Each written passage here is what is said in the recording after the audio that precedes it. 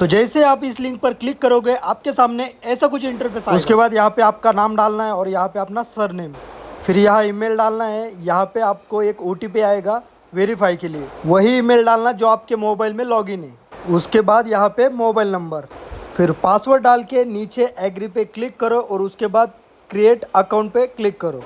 यहाँ आपको OTP डालना है जो आपके ईमेल पे आया होगा। जैसे अकाउंट क्रिएट होगा सबसे पहले आपको KYC करनी है। यहाँ आप सब इंफॉर्मेशन डाल सकते हो जो आपके आधार कार्ड पर है, डेट ऑफ बर्थ, एड्रेस, आपकी सिटी, कौन से साइड से हो आप, सारा फिलअप करके फिर यहाँ कंटिन्यू पे क्लिक करना है। फिर यहाँ आइडेंटिटी डॉक्यूमेंट डालना है, जो आधार कार्ड होगा, किसी के पास पासपोर्ट होगा तो वो भी डाल सकता है।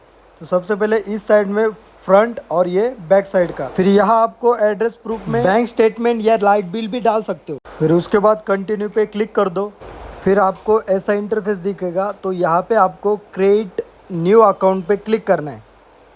फिर ऑल प्लेटफॉर्म पे क्लिक करने के बाद MT5 सिलेक्ट करो, फिर सबमिट। और उसके बाद ये देखो यहाँ पे आपको डालना है पासवर्ड। जब आपको लॉगिन आईडी मिलेगी उसके साथ में जब MT5 को लॉगिन आईडी डालने के बाद नीचे पासवर्ड लिखा होता है तो वो डालना होता है। तो याद रखना यही पासवर्ड वहीं पे डालना है, इसलिए इस पासवर्ड को याद रखना। तो फाइनली अकाउंट इज़ रेडी। इसे मैं आपको MT5 से कनेक्ट करके दिखाता हूँ। जैसे आप MT5 में गए, यहाँ पे न्यू अकाउंट पे क्लिक करना है, उसके बाद सर्च करना है सेलिस्टर ब्रोकर। तो ये देखो ये सर्वर मिल जाएगा। यहाँ पे आपको लॉगिन आईडी डालनी है, कौन सी, ये देखो ये वाले जो 4 डिजिट से चालू होती है। और यहाँ पासवर्ड जो जब आपने अकाउंट क्रिएट करते वक्त डाला था। और फिर फंड ऐड करने के लिए इस पर क्लिक करो। उसके बाद देखो UPI से भी आप डाल सकते हो, कोई दिक्कत नहीं। अगर कुछ भी इशू आया तो डिस्क्रिप्शन में मेरे पूरा कॉन्टैक्ट नंबर दिया हुआ है। अगर इसमें आपको अगर आपका डिपॉजिट नहीं आया या आपका विड्रॉल नहीं आया तो कभी भी आप इस पर मैसेज कर सकते हो।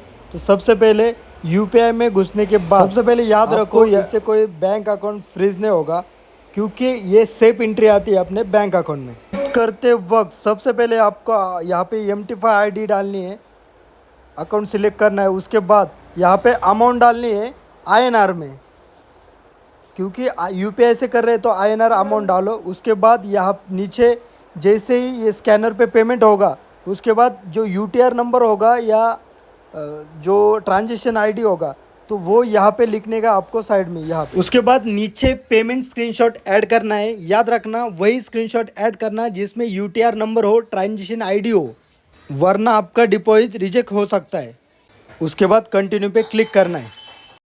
सेम क्रिप्टो का भी प्रोसेस यही है कि सिंपली TRC20 पे क्लिक करो। उसके बाद आपको ऐसा दिखेगा। तो यहाँ पे आप USDT डाल सकते हो, कितने चाहिए आपको, मतलब जितने डिपॉजिट कर रहे हो। उसके बाद बाजू में जो स्क्रीनशॉट है उस पर भी आप पेमेंट कर सकते हो, या ऊपर देखो ट्रांजेक्शन ID है उस पर भी पेमेंट करके जो स्क्रीनशॉट आएगा उसमें जो ट्रांजेक्शन ID या कुछ होगा तो उस पर ही वही स्क्रीनशॉट इसमें ऐड करना है और प्रोड्यूस कर देना है। सबसे मेन विड्रॉल। तो देखो सबसे पहले क्या करने का, देखो $30 का ही विड्रॉल मिलेगा, $10 का नहीं मिलेगा, $30 का ही आपको विड्रॉल मिलेगा। तो सबसे पहले हम बैंक मेथड ऐड करेंगे विड्रॉल के लिए। सबसे पहले मैं क्लिक करूँगा बैंक अकाउंट के यहाँ पे। उसके बाद देख लो यहाँ पे हम सेल्फ करेंगे। पहले सेल्फ करने के बाद यहाँ पे नेम डालेंगे अपना।